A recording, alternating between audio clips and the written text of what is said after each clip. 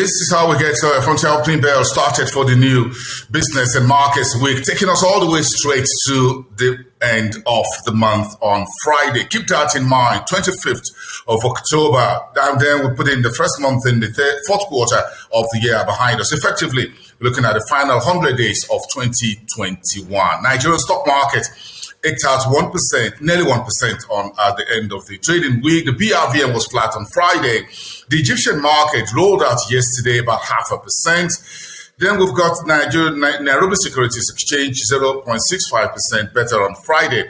Then the GSE climbed very strongly 1.5% to wrap up October the 22nd.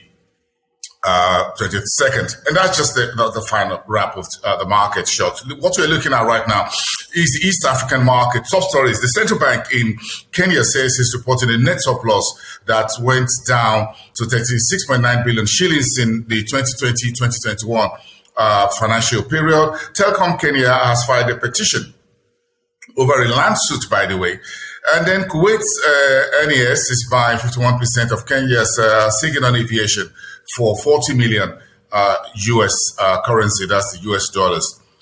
Reports coming through from Uganda says the banks over there lost about $4 million to hackers in 1 year. That's quite hefty.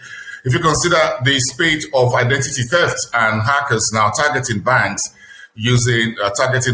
with a whole lot of malware just trying to steal folks' monies. There's a whole battle with fintech, technology, and hackers and the financial system space around the world and across certain jurisdictions, by the way. Tanzania has now been voted Africa's best tourism destination for the year 2021. I think that the battle is between Tanzania and Morocco, by the way.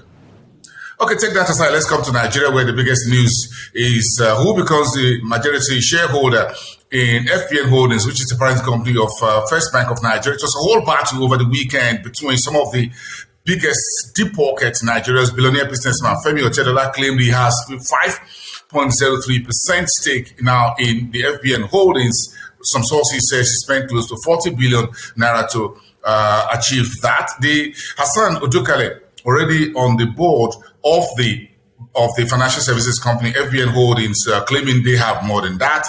Then you've got the Adenugas, who's another multi-billionaire, also in the race for the leadership or ownership, majority ownership of FBNHoldings. Today we expect to hear from the SEC, from the Nigerian Exchange Limited, and from the bank itself, including the central bank. The regulators are still keeping quiet over this transaction, which we expect to have clarity and a closure within the next 24 hours. Keep that in mind. Stanbic IBTC is one of Nigeria's largest commercial banks, and the tier 1 lender posted the week 9-month numbers. Profit after tax down nearly 40%.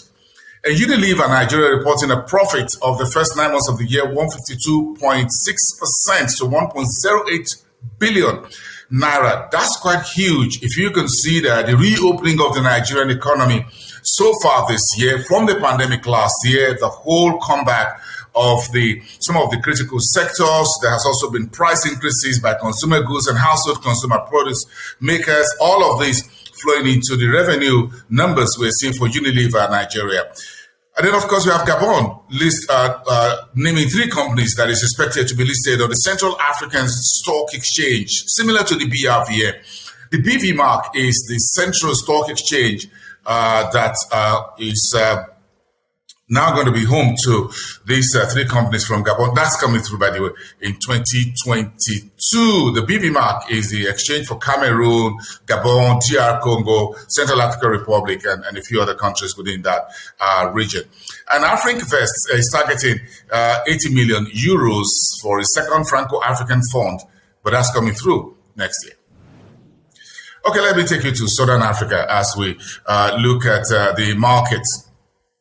And the big stories for this Monday to get started. The United States have told Zimbabwe that the problems with the economy was not due to sanctions, decades of sanctions by the US, UK, and other European countries, but power abuse in Harare. And the South African Reserve Bank is looking to raise interest rates. The next SARB meeting and the final one for the year is going to be in the later next month. The central bank governor Kganyago says it's likely if inflation persists, which we saw at 5% in September, 4.9% in August, 5% in September, betting now that inflation is here to stay and a bit sticky for Africa's most industrialized economy and advanced economy. If that happens, then the central bank, the SARB, is set to raise interest rates. If that happens, SARB is going to be one of the largest economies sub-Saharan Africa to raise interest rates in 2021. And Eskom, the troubled SA utility giant, is cutting power supplies due to breakdowns at some of its plants. And pandemic is raising South Africa as investors focus on environment and social issues. Some of the issues around the climate change and all that are coming to the fore at the COP26 climate change conference in Glasgow. And finally, for the Southern African market, Angola is expected to grow the economy in 2022 if virus pandemic is tackled, and that's according to the president of the second largest oil producer in Africa. Finish up the show this morning with me in North Africa, where President Al-Sisi of Egypt has signed off on a deal between Egypt and Cyprus on double taxation removal between both countries in order to facilitate trade, businesses, and other issues. The Central Bank of Egypt yesterday, which is the start of the weekend of the business week for Egypt, issued treasury bills worth about 18 billion local currency. And Telecom Egypt gets $500 million loan to aid its capital expenditure. That's big news for Telecom Egypt, which is one of the largest companies in the telecommunication space in the north of the continent, even outside Egypt, and of course listed on the EGX. Then you have Tunisia's Enakel Auto posting 430 million dinars revenue in the first 9 months, January to September of 2021. On the final note, Morocco is seeing its inflation at 1.6% or 1.2% in September 2021. Keep an eye on that inflation numbers for everyone, not just Morocco, but within a number of frontier African markets. And that's how we wrap it up this Monday here on Frontier Opening Bell. I am Bosun Amonfayo. On behalf of Frontier Africa Reports, I thank you for watching, and I'll see you next time.